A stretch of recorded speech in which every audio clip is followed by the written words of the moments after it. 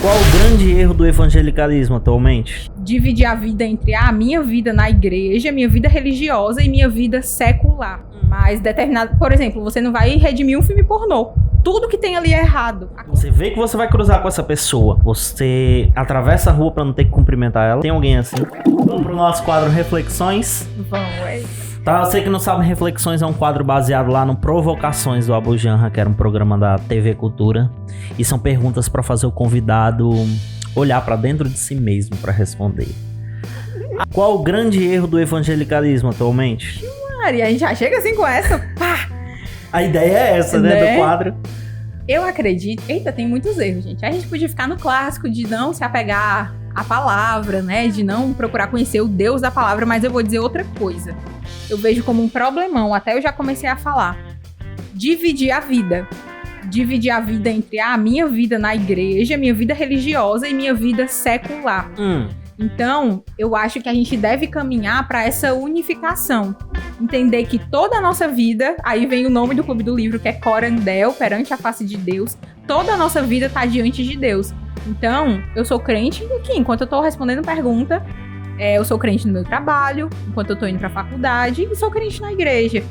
Quando a gente divide as coisas, tem essa vida dividida, na igreja a gente é regido pelo que a palavra diz. No trabalho a gente é regido, sei lá, pelos próprios interesses, pelo desejo de passar por cima de alguém, de enganar alguém para ganhar uma promoção, de enganar um cliente para ganhar uma comissão. Então, entende que isso não tem nada a ver com aquele meu eu da igreja? Então a gente divide, a gente vive com essa visão dividida mesmo. E unificar quem nós somos, todas as partes de quem nós somos e colocar isso diante de Deus, eu acho que é um desafio enorme. Então, por isso, por exemplo, pegando a ideia do Harry Potter, eu achava que não. Minha vida cristã não podia tocar o que eu lia. Então, eu tinha que meio que cristianizar o que eu lia, né? Então, só podia ler coisas que tivessem ali o nome de Jesus. Então, não é porque não tem o nome de Jesus ali que algo é ruim. Eu posso pegar a minha visão cristã e ler aquilo com os meus óculos da fé, né? Eu não preciso tirar os óculos da fé para ler Harry Potter. Eu posso ser agente de redenção enquanto eu leio Harry Potter, né? Nossa, poxa, que legal essa estrutura, a criatividade da autora, aqui ela mostra a face do mal, o bem triunfando sobre o mal, amizade. Tudo isso são valores cristãos que a gente vê lá em Harry Potter se eu olhar com os olhos da fé. Mas eu posso simplesmente excluir isso, né? E dizer, não, isso não é pra mim. Então, eu acho que esse é um erro. E esse erro se manifesta em muitos aspectos. Mas eu diria que unificar a nossa vida diante de Deus. Massa, Gabi. Deixa seu filho da mãe contigo. Ai, meu Deus. Qual o limite? O limite disso? De consumir a cultura? Ah, tem um limite. Tem coisas que você vai consumir que são... Esse olhar, por exemplo, você vai ler ali Harry Potter, alguma coisa. Você pode encontrar pontos de verdade ali. Muitos pontos de verdade até. Mas determinado... Por exemplo, você não vai redimir um filme pornô. Tudo que tem ali é errado. A concepção daquilo é errado. Sim. Tudo. O sexo, que é uma coisa feita por Deus, para ser desfrutada no contexto do casamento, está completamente deturpada. Então, a gente tem que ter esses limites. E um lance que eu aprendi com o Iago Martins, que a nudez não consegue ser atuada. Isso. Não tem como atuar a nudez. Não é uma fantasia. Tu tá vendo a pessoa nua mesmo. Exatamente. Isso é um problema, né? Tem coisas que vão ser mais subjetivas, né? Tipo, sei lá, violência. O quão influenciado pela violência você é. Ou então você assiste... Eu lembro, olha, isso a gente critica, né? Pelo menos a geração em que eu fui criada, critica, por exemplo, O Senhor dos Anéis da Vida, que até cristão, mas o povo criticava. Critica o Harry Potter, né? Porque diz que tem bruxaria. Né? Eu nunca me toquei disso, o pessoal criticando lá alguém da a magia lá. Pois é. Cristão. Aí a gente se preocupava muito com isso. Mas, por exemplo, um seriado que eu deixei de ver, depois eu retomei, mas eu deixei de ver porque estava me afetando negativamente, era Brooklyn Nine-Nine. Sabe por quê? Porque eu assistia tanto ali o Peralta e ele dando patada no povo, sendo mal educado, né, querendo ser muito brincalhão e tratando as pessoas mal, que eu comecei a reproduzir esse tipo de comportamento. Então, tem alguns aspectos subjetivos. Talvez você assista Brooklyn Nine-Nine e tudo bem, você só assiste e tal. Mas eu percebi que aquilo estava me influenciando. Como nós somos diferentes, tem determinadas coisas que a gente Não, eu, aqui com a minha consciência diante de Deus, eu vi que aquilo não estava me fazendo bem. E parei de assistir. Mas tem coisas, como você disse, a nudez. Né? Consumir esse tipo de coisa vai ser errado pra todo mundo. Pornografia, não tem aquela... Ai, eu não sou afetado pela pornografia. Não, não dá. Não dá, né? Então são coisas que são nitidamente erradas, que você deveria se abster totalmente. E tem um campo mais subjetivo que vai depender aí de cada pessoa. E o massa disso é que a gente vê que a gente realmente não tá debaixo de lei, a gente tá sob graça, porque até um certo limite, né? Que tem um limite sim, né? A gente pode traçar limites pra gente, tipo o teu Brooklyn Nine-Nine, né? Que pra muitas pessoas podem ser besteiras. Depois eu voltei a assistir e não me afetava mais, mas naquele momento tava me afetando. Muito massa. Eu sempre te vejo muito animada lá no vídeo, sorrindo na internet e tal. Eu tava pensando até, poxa, quando foi que eu vi a Dabi irritada? Aí eu vi, lá no Floresta. Irritada lá. Mas o que é que te deixa pra baixo? O que é que te desanima? Ultimamente o hipotireoidismo. Do nada. Pá! Do nada, mas isso é uma coisa... Faça o teste de hormônio. Faça o teste de hormônio. Mas isso tem um aspecto assim mais físico mesmo, né? O hipotireoidismo, mas tirando isso, assim, pra baixo... Não sei, às vezes quando eu fico mais assim, introspectiva... O que estraga teu dia? Tu chega em casa já chateada já. Eu me chateio muito fácil. Ficar pra baixo é uma coisa, mas ficar assim com raiva, eu me chateio muito fácil, muito fácil. Quando eu sou mal atendida, eu fico com muita raiva. Muita raiva com gente que deveria estar prestando... Foi um exemplo lá do... Exatamente. Do isso é uma das coisas que mais me tiram do sério. Porque eu fico pensando, meu Deus, o seu ganha-pão é você atender bem as pessoas. Você prestar um bom serviço e você não faz. Eu fico revoltada com isso, é sério. Então acho que é uma das coisas que mais me deixam, assim, com raiva. No momento eu só tô conseguindo pensar nisso, mas sabe? Mas tipo, raiva de na hora e depois passa, ou tu, tipo, passa o dia pensando nisso até chegar à noite em casa? Passa rápido, assim, a minha raiva. Mas eu fico com muita raiva na hora. Tu viu lá? Eu quero brigar com a pessoa. Eu quero brigar comigo. Porque ele tava muito de boa e eu queria brigar. Eu olho e todo mundo tem que brigar também. Então, minha raiva é meio assim. Eu quero brigar na hora e eu olho, você fez isso aqui errado e tá errado e quero ficar lá. Mas quando passa, passa. Nunca aconteceu. Mas é uma coisa que eu tenho que controlar. Sim. A ira é um dos meus maiores problemas. Eu sempre digo isso pras pessoas, as pessoas não acreditam. Gente, me veja com fome. Me veja com fome, você vai ver aqui. Cão aparecendo. Naquele dia tu não tava com fome não, né? Tava não, só tava com raiva mesmo. Quais são as situações da vida que te deixam assustada como uma menina? Assustada como uma menina? Por ser mulher? Não. Não, entendi. Pera, deixa eu pensar aqui. Que te tiram tipo, caramba, e agora? Na verdade... Por um bom tempo, pensar no futuro me deixava assim, sabe? Tu é ansiosa? Já fui mais.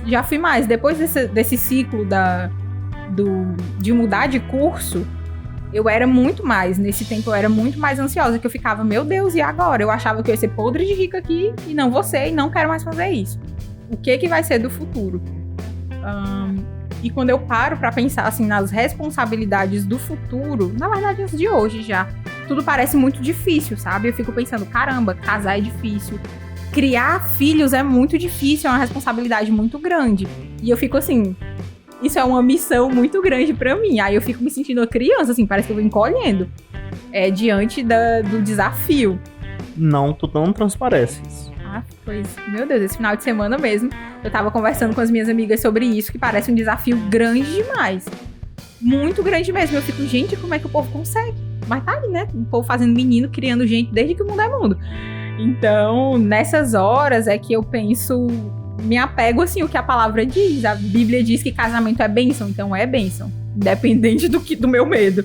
A Bíblia diz que filho é herança do Senhor, é herança do Senhor. É meio paradoxo, né? Tem umas pessoas próximas a mim que quando eu fui casal, tal, chegaram pra mim, o que você tem e tal. Não, tô pensando aqui, tô ansioso, não era bem ansioso, né? Tô com medo da grandeza que é o casamento e tal, se eu vou ser um bom marido e tal. Eu fui escrever os votos, já fiquei, caramba, cara, eu tenho que ser tudo isso aqui e muito mais. o exemplo é Jesus, né? Cristo e a igreja e tal. E as pessoas, pô, mas tu não é crente, tu não já sabe que Deus tá dizendo que é bom, mas mesmo assim tu é meio paradoxal, né? É isso mesmo. Então, isso me assusta. O futuro, na verdade, é o que mais me assusta. Não saber. Tu acha que tem pecado aí? Tem. Eu sou muito controladora. Tem pecado. Então, com certeza. Saber que eu não posso controlar, porque eu sempre fui aquela pessoa assim, tem trabalho em grupo. Mesmo que eu fizesse... Muitas vezes eu fiz tudo sozinha, pra ter certeza de que daria certo. Muitas vezes eu fiz isso. Só que na vida não é assim, porque tudo que eu faço, né, é Deus que me capacita pra fazer as coisas. Então deixar Deus ser Deus, deixar as coisas nas mãos de Deus, é minha luta diária, porque eu tenho muito esse lance de querer controlar. Eu não posso controlar o futuro. Por exemplo, esse lance do casamento, de ter filho, de mudar pra outro estado, longe da minha família, longe da minha igreja. Tudo isso aqui é confortável pra mim, os meus amigos, a minha família, minha casa, Fortaleza, tudo isso é confortável, eu tô acostumada. Aí eu vou pra um lugar que eu não sei como é que as pessoas vão me tratar, eu não sei do que é que eu vou viver, se eu vou conseguir continuar trabalhando lá. Isso é meio que assustador. Mas Deus vai assim, ó, um dia de cada vez ele vai tratando um pouquinho isso. Eu casei, não foi por mim, né? Porque Deus tá dizendo que é bom e eu creio nisso, mesmo sem ver. Quando a Bíblia diz que é por fé, é porque é por fé mesmo. É porque é fé mesmo. É antinatural, digamos assim. Isso. O conceito de igreja já é antinatural. Um monte de gente diferente que tá unida só porque, entre aspas, o só, né? Porque acredita numa coisa, mas que tá ali convivendo junto e se ajuda junto. É antinatural mesmo. É uma coisa que, se a gente for olhar... É sobrenatural. Com os olhos, assim... humano, a gente fica, como é que isso se sustenta? Porque o povo, a igreja é um lugar de um monte de gente querendo ser santa. Não, é um bando de gente que admitiu que é ruim, né? Uma comunidade de gente ruim que quis viver junto, né? Então é só por fé mesmo. E sim, quer ser santa, né? Sim. Diga uma opinião politicamente incorreta que você tenha. Maria, vamos aqui pensar.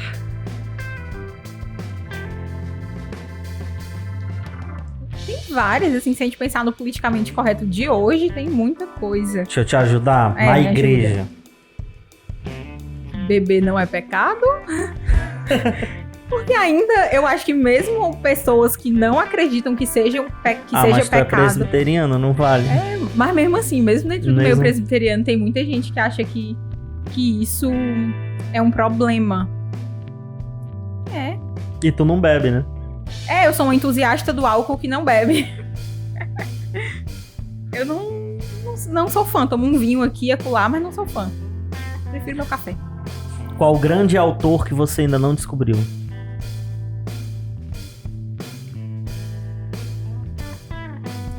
Meu Deus. Vou pensar aqui em alguém bem da literatura. Nunca li os russos. Tipo, eu nunca li Dostoiévski. E todo mundo diz que eu vou amar. Enfim, é um clássico da literatura e eu ainda não li. Tá no plano. Dostoiévski é o que? É filósofo? Que escreveu Crime e Castigo. Não conheço. Dizem que a literatura russa é a melhor literatura do mundo, assim. Então, eu quero muito começar a ler os russos, mas até hoje não rolou. Eu espero que esse ano role ainda.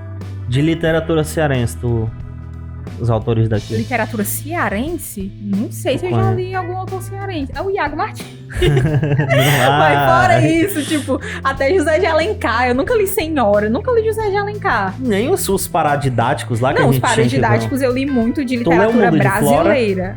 Não. O Mundo de Flora é louco. Mas cearense eu não li. Eu não sou de ler, não. Eu tive que ler, né, gente? Obrigado a ler. Eu tive que ler, o Mundo de Flora é muito literatura legal. Brasileira eu gosto muito. Cearense eu não conheço, é um erro meu. Mas tu lê coisa...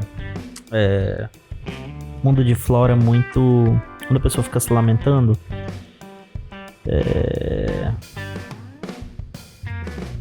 Reclamando. Tem uma palavra... É lamento, lamuriando. Não, com certeza não era essa palavra que eu ia falar, não. Ai, meu Deus. Enfim, é uma palavra aí, o bobo vai aparecer aí na tela a palavra. Você que tá escutando no Spotify não vai saber qual é a palavra. Mas enfim, é muito lamento, sabe? É meio triste. Mas eu gosto de livro triste, sabe? Um dos melhores livros que eu já li, isso de literatura nacional, literatura brasileira, gosto bastante. Foi Éramos Seis. Nossa, meu Deus, tristeza por cima de tristeza. A mulher só sofria. O filho bom da mulher morre. Desculpa o spoiler. Mas... Caramba! Sabe? Spoiler então aí. é bem triste. Eu gosto muito de Helena, do Machado de Assis, que é triste, meu Deus. Eu tenho muita pena da Helena. Mas é um dos meus livros preferidos. Inclusive, eu quero ter uma filha e colocar o nome de Helena. Helena é um homem forte, né? Eu gosto muito. Eu gosto de histórias tristes bem construídas.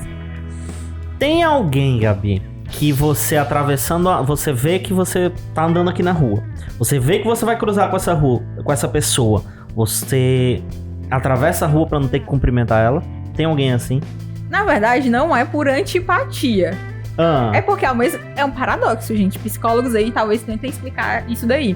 Ao mesmo tempo que eu gosto muito de gente, em um lado, eu sou muito bicho do mato. Então, se tu disser assim, Gabi, tu vai ter já que falar com fulano de tal, eu começo a me tremer agora.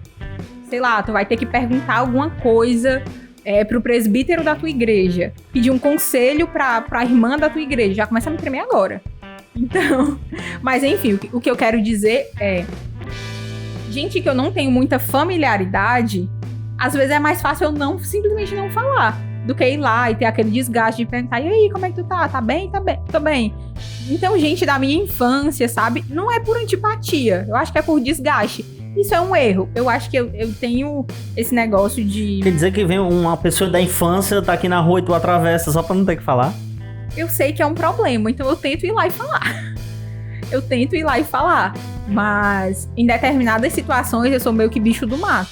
Ao mesmo tempo que, por exemplo, tu falou da consciência cristã, o povo começa ali e chega falando de livro e tal. Eu acho que isso vem um pouquinho do controle. Quando eu não sei... Tu quer na hora que tu quer. Não, é no sentido de que eu não sei que rumo aquela conversa vai tomar. Então, se eu chego com um desconhecido e começo a falar de livro, eu sei que a gente vai falar de livro, entendeu? Mas, de repente, se eu passo e vejo uma pessoa da minha infância, não sei como é que a pessoa tá, eu não sei como é que vai ser aquela conversa, e talvez isso tenha a ver com o controle. Terapia aqui ao vivo, eu descobrindo as coisas. Né? De não saber onde é que aquela conversa vai dar, de não saber como é que vai ser. Quando eu fui pro Rio Grande do Sul pela primeira vez, eram muitas pessoas desconhecidas, eu entrei em pânico. Primeiro almoço em família, que eram várias pessoas me perguntando coisas diferentes, eu fiquei em pânico. E eu converso muito, mas mesmo assim eu fiquei total em pânico. Talvez tenha a ver com isso, com esse lance do não sei como é que vai ser essa conversa. Não tem o controle, né? Isso é errado, gente, não façam isso. Por você ser mulher, na internet ficam te cobrando um posicionamento politicamente correto? As pessoas me cobram que eu fale de feminilidade. E não é um assunto que eu gosto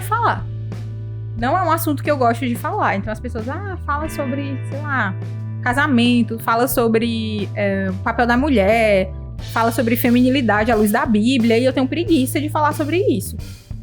Tu acha que tá batido demais o assunto? Parece que tá batido, mas tá batido pra mim. Tem muita gente que tá percorrendo o caminho que eu percorri lá atrás. Então, eu tento entender isso, sabe? Que tá batido pra mim, mas não tá batido pra outras pessoas. Então, eu acho que as pessoas meio que cobram isso. Que eu fale sobre feminilidade. Já que eu sou mulher e que eu sou uma figura pública de alguma forma, então eu tenho que falar sobre isso. Mas desde o começo não é o assunto que eu quero falar. Eu comecei um quadro no canal há muito tempo, que era sobre feminilidade. Tem um vídeo só. Mas tu se força a criar conteúdo que tu não gosta mesmo? Só porque as pessoas pedem? Não consigo. Eu tento adaptar uma coisa pra eu fazer de um jeito que eu me sinta confortável.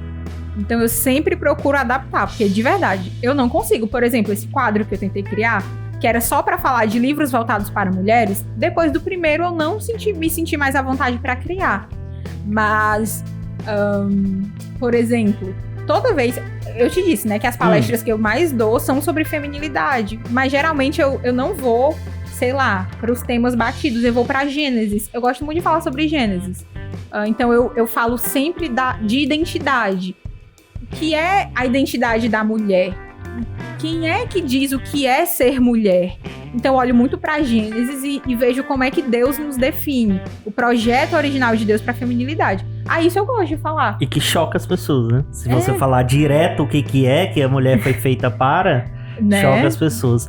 Inclusive, tem um pastor que ele fez uma pregação expositiva em Gênesis. Quem é? Heber Campos Jr. Ai, ele Acho é que foi maravilhoso. Ele é maravilhoso. Gente, assistam aí, muito massa. É muito bom. Muito bom. Tu já sofreu algum hate na internet? Gente, eu me acho muito isentona, sabe? Às vezes Eu me acho muito isentona. Eu não sei se é porque eu falo muito dos autores. Aí, de certa forma, eu tô ali embasada por algum autor. É muito difícil eu tirar alguma coisa da minha cabeça do nada e falar. Tua opinião, assim. Eu dou minha opinião, mas como eu tô muito falando de livro, mas não sei, eu nunca tive muito hate, não. Os haters que eu tive foi no sentido de... Eu falo bastante dessa questão do relacionamento com a cultura, né? Então, por exemplo, eu fiz um vídeo sobre por que cristãos deveriam ler autores não cristãos. Muitas vieram me xingar de filha do diabo nos comentários do YouTube. Dizendo que eu deveria estar evangelizando ao invés de incentivar crente a ler ficção. E então é bem isso, sabe? Num choque conceitual. Então são pessoas que discordam desse tipo de visão, né? Unificada, como eu disse, e por isso o hate vem. Só que como tanto no YouTube como no Instagram, eles te exigem um nível de comprometimento. Então você tem que me seguir, né? E se você me segue, é porque você já se identifica de alguma forma com as coisas que eu penso, com a linha teológica que eu sigo. Então, isso diminui, sabe, o hate. Diminui mesmo. Sim. Vieram me xingar também, porque que eu não... Não é bem xingar, mas me questionar sobre por que eu não falava de literatura de ficção cristã, escrita por cristãos, né? Tipo Olan. Não, Olan eu amo. Amo. Mas, tipo, essas mais adolescentes... Mas não é o tipo de literatura que eu leio, ficção cristã para adolescentes. É que eu não conheço. Não é tão conhecido, sabe? É um tipo de literatura mais novo. Mas não é um tipo de literatura que eu leio. Aí já vieram me questionar de por que eu divulgava os não cristãos e não divulgava o livro de gente crente. Aí eu tentei conversar, mas... Caramba, o cara criou um problema agora, tipo... O nome do canal, do canal da página era sobre teologia, já não faz nem sentido o que ele tá falando. Então, os únicos embates que eu tive foram mais de conceitos teológicos mesmo, que fazem parte da minha visão, e as pessoas quiseram problematizar. Gente, mas é dessa forma como eu entendo isso, sabe? Aí, Gabriela Benvenuto, qual o seu grande arrependimento? Maria, chegou das reflexivas. Caramba, tu não tava refletindo até agora? Não, tava, mas agora foi um negócio mais que tocou lá dentro. Meu grande arrependimento. Ai, meu Deus.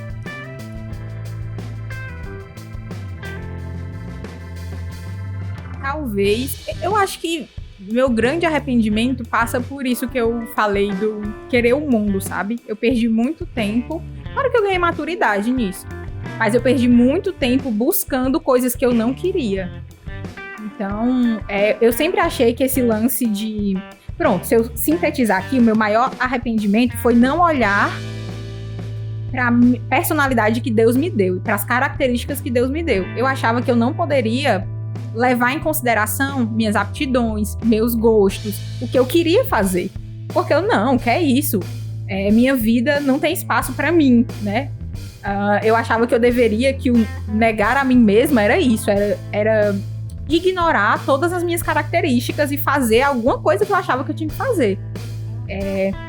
Então, meu grande arrependimento foi uma série de atitudes. Tu tava fazendo briga de braço com Deus? Queda de braço? Isso, né? Foi uma série de atitudes que eu tomei desconsiderando minha individualidade, minha identidade, querendo me adaptar, sabe? Querendo me adaptar, sei lá, ao ideal do sucesso, ou então ao tipo de crente que eu achava. Isso se manifestou em várias coisas. Na escolha do curso, por exemplo, na permanência do curso, o que eu queria com o curso. Isso se manifestou, por exemplo, em roupa, porque eu achei, num determinado período, que a mulher cristã era aquela que usava saias floridas e rodadas, e manga bufante e rosa. Então, eu achava que eu tinha que me adequar àquilo. Só que a fé cristã é muito libertadora. Então, a minha personalidade foi Deus que me deu. Ele não errou. Claro que muito dessa personalidade está manchado pelo pecado e eu preciso me arrepender disso. Mas os meus gostos, eu gostar de, sei lá, de roupa preta e branca e não roupa floral, isso foi um gosto que Deus me deu, que Deus colocou na minha personalidade.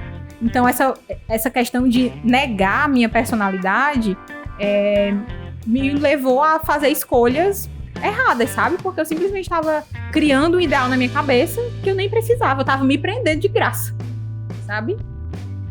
Então, eu acho que é um arrependimento que tem vários arrependimentos maiores e menores embaixo. Muito bem explicado, seu grande arrependimento. Qual é o grande equívoco que as pessoas cometem ao falar de você? Achar que eu sou muito séria, talvez? Não sei, eu acho que o povo tem uma noção, assim. Quem me conhece só da internet, sei lá, tem uma noção de que eu falo 24 horas de livros e de teologia, sendo que, sei lá, às vezes eu só quero assistir as Patricinhas de Beverly Hills, sabe? Inclusive amo, né? Esse lado, entre aspas, fútil, né? Não, um dia eu vou escrever um livro sobre a futilidade, em defesa da futilidade. Porque às vezes tudo já que você quer... Já é um bom quer... título, já. Assistir... tudo que você quer é assistir as Patricinhas de Beverly Hills, entendeu? O pessoal vai fazer contigo o que nem faz com o Iago. Aí, olha aí, esse livro é um absurdo, não sei o que. O livro nem publicou ainda, nem saiu ainda o livro. Nem leu o livro. Já tá lá esculhambando. Você chora, Gabi? Choro muito. Eu choro de raiva. Choro muito de raiva. É muito ruim, porque às vezes eu tô ali, numa argumentação e eu começo a chorar e parece que me descredibiliza, porque eu começo a chorar. É mais de raiva, mas choro de tristeza, claro, né? Às vezes me dá assim umas crises de choro. Pensando na vida, aí me dá umas crises de choro. Mas é mais isso, raiva e as tristezas normais. Do que é que tu se orgulha de ter feito em 2020? Eita, 2020? Ter saído do meu estágio, que era fixo, e ter montado o Clube do Livro. Eu me orgulho disso porque, como eu te disse, eu tenho pouca ambição. Então, pra eu dar esse passo, pra muita gente parece ser pouca coisa, mas, tipo, sair da estabilidade, de novo, controle, pra ir pro incerto, nossa, pra mim foi um grande passo. E, por exemplo, eu sempre quis trabalhar em casa. Sempre quis. Eu achava que era uma realidade que não era pra mim, que nunca ia acontecer. E aconteceu. Então eu fico muito feliz que Deus me mostrou que, enfim, eu posso ter coragem pra fazer esse tipo de coisa. E que coisas que eu achava que, isso não era pra mim, pode ser pra mim. Muito bom. Tu lançou na Hotmart, né? Sim. Depois tu vai me dar umas dicas aí que eu tô com umas ideias aí. Olha aí. Esperem coisas muito boas aí, viu, galera? Você chora diante da beleza? Sim, não de tudo. Às vezes eu sou meio insensível. Já chorou lendo o final de um livro? Já. Sim, no final de livros. Filme também. É bem fácil, sabe? Eu chorar. Às vezes eu choro por umas coisas nada a ver. Eu chorei muito assistindo Gilmore Girls. Tu não tem problema de te verem chorar? Não, nenhum. Nenhum? Depende. Tipo assim, sei lá, se eu briguei com alguém e eu tô ali ainda, sei lá, triste, chorando por isso, eu não quero ter que me explicar pras pessoas. Mas isso também é um traço de, enfim, evitar ser vulnerável. E ser vulnerável faz parte. Ser fraco, né? Faz parte. E do que é que você quer se orgulhar de fazer em 2021? Passar por 2021, chegar até o final dele, sobreviver. Mas eu acho que me formar. Minha previsão é me formar no final do ano, pagar todas as contas do casamento. E, enfim, não pirar, sabe? Eu ia te perguntar a palavra que você queria pra resumir 2021, mas vai ser casamento, né? Vai ser casamento. Eu acho que mudança também, porque vai ter tanto a mudança da formação. Enfim, eu não me lembro, né, eu não sei quem é a Gabriela sem esse contexto de estar estudando, sabe? E claro que eu vou continuar estudando por fora, mas não estar na faculdade ou no colégio, meu Deus, vai ser uma sensação muito nova. E também a mudança com relação ao casamento, né? E mudança de estado também, então poderia ser mudança. Deixa eu te falar que eu não quero voltar pra faculdade. Nem eu.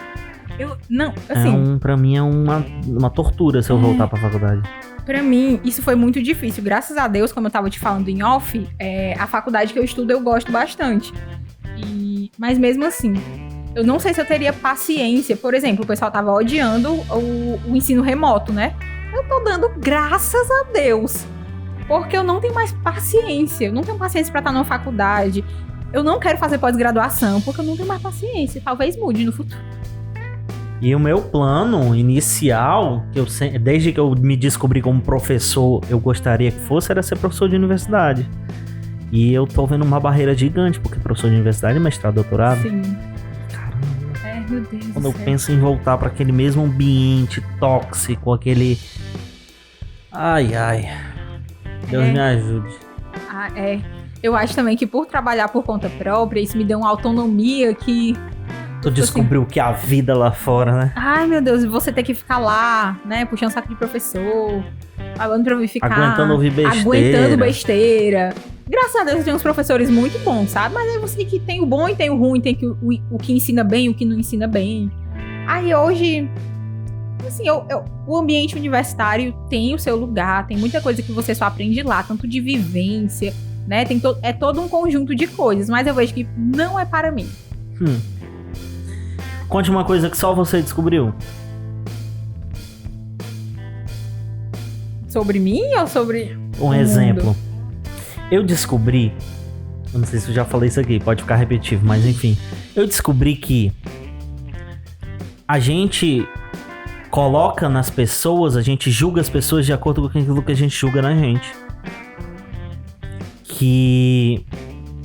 Por exemplo, eu quero ser muito perfeccionista.